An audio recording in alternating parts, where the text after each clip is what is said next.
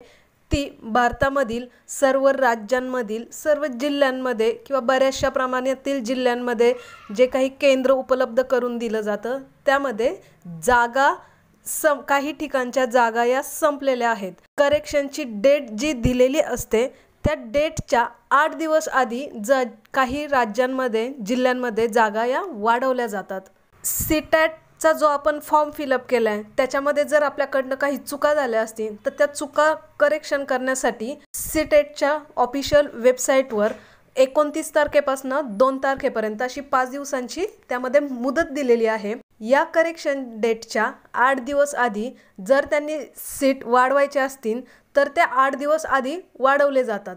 म्हणजे आता ॲप्लिकेशन सुरू होऊन 5 दिवसातच संपूर्णपणे आपल्या महाराष्ट्रातील सर्व जिल्ह्यांमधील जागा या पूर्णपणे भरल्या गेल्या।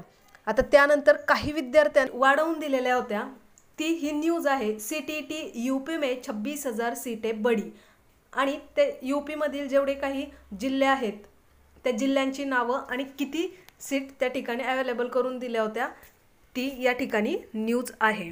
आता जेव्हा ते सीट वाढवतात तेव्हा ते प्रत्येक राज्यामध्ये वाढवतात असं नाही आहे, ते काही राज्यांमध्येच वाढवतात। कारण आपण आता जरी सीटॅटच्या ऑफिशियल वेबसाईटवर बघितलं तरी फिलअप करून त्याच्या ठिकाणी जागा संपलेल्या आहेत असं नाही, काही ठिकाणी अजूनही जागा शिल्लक आहेत, काही ठिकाणच्या मात्र जागा संपलेल्या आहेत। जसं की आपल्या महाराष्ट्रातल्या मात्र 100% जागा संपल्यात, परंतु अजूनही ऑफिशियल वेबसाईटवर जागा वाढवण्याबद्दलची अशी कुठलीही इन्फॉर्मेशन तरी आलेली नाही। परंतु ज्यांनी फॉर्म भरलेला नसेल त्यांनी इथून पुढे हे जे काही 5-6 दिवस असेल, करेक्शनची डेट 29 आहे म्हणजे 29